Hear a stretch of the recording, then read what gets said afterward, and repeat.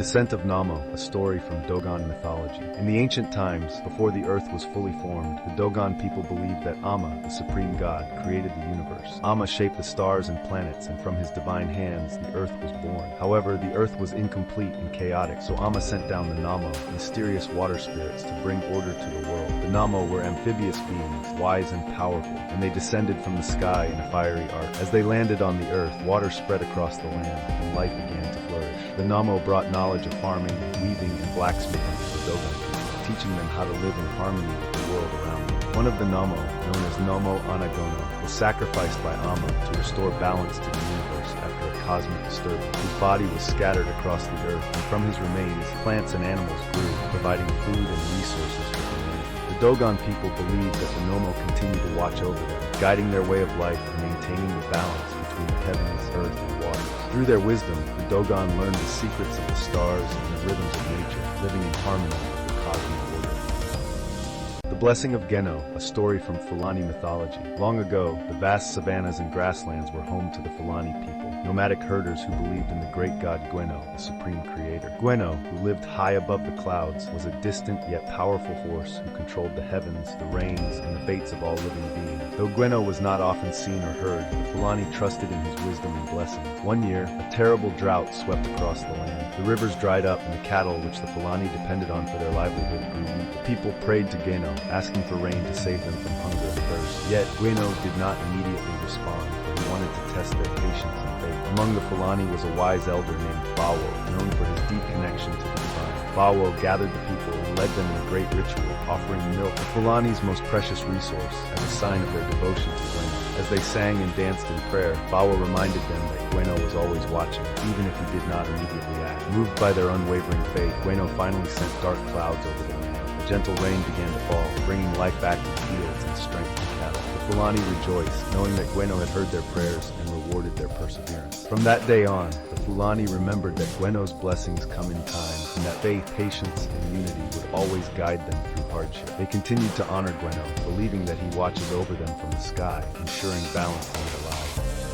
The guardian spirits of the forest, a story from Mende Mythology. In the lush green lands of Sierra Leone, the Mende people lived in harmony with nature, believing that every tree, river, and hill was inhabited by powerful spirits known as the Nengafanga. These spirits were guardians of the natural world, ensuring balance and protecting the land. Over all things, the great creator god Newo ruled from the heavens, distant yet ever-present, overseeing the world he had created. One day, a young Mende boy named Kema ventured deep into the forest in search of food for his village. He was warned never to enter the heart of the forest without offering respect to the spirits, but in his haste he forgot. As he gathered fruits and herbs, the forest grew dark and a strong wind began to blow. The trees whispered, and Kema realized he had angered the Ngafanga by not honoring them. Suddenly, a majestic deer appeared before him, eyes glowing with an otherworldly light. Kema knew this was a sign from the spirit. Falling to his knees, he prayed to Newo, asking for forgiveness and promising to respect the forest and its guardians. The deer watched him silently, then vanished into the shadows. As Kema returned to his village, the wind calmed and the forest returned to its peaceful state. He told the elders what had happened, and they held a ceremony to honor the Ngafanga, offering thanks and gifts to restore the balance. From that day on,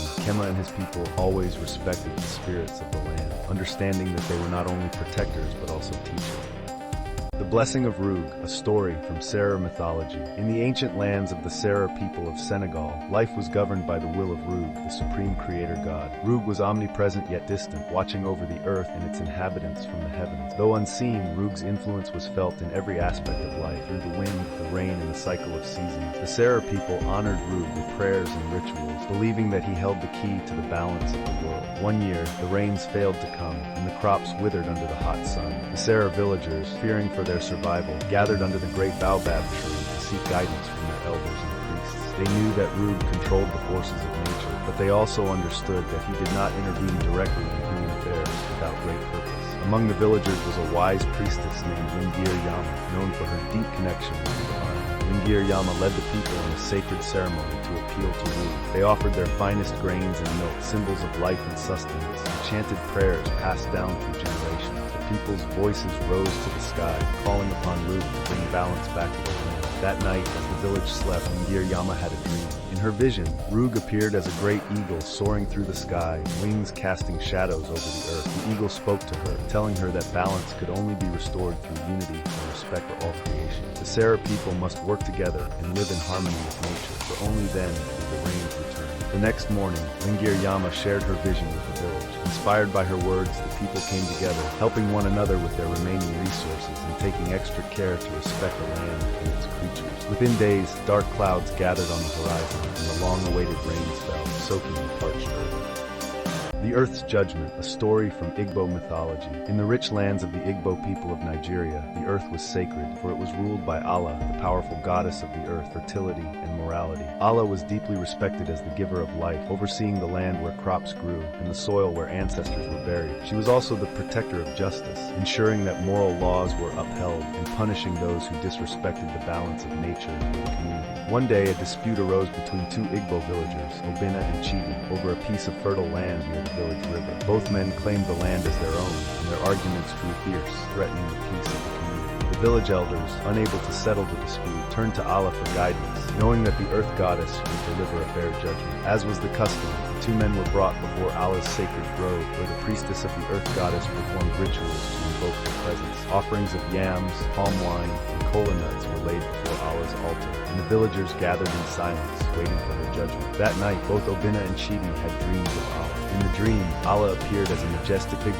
made of earth and trees, with roots that stretched deep into the ground. She spoke with a voice like the wind, telling them that the land belonged not to any one man, but to the earth itself. It was a gift from her, meant to provide for all the people of the village, not just for personal gain. Allah warned them that greed and selfishness would disrupt the harmony of the land, leading to suffering for all. When the men awoke, they shared their visions with the elders. Understanding Allah's wisdom, they agreed to stop their quarrel and work together. With the guidance of the village elders, they decided to share the land, cultivating it for the benefit of the entire community. The crops flourished and the village prospered.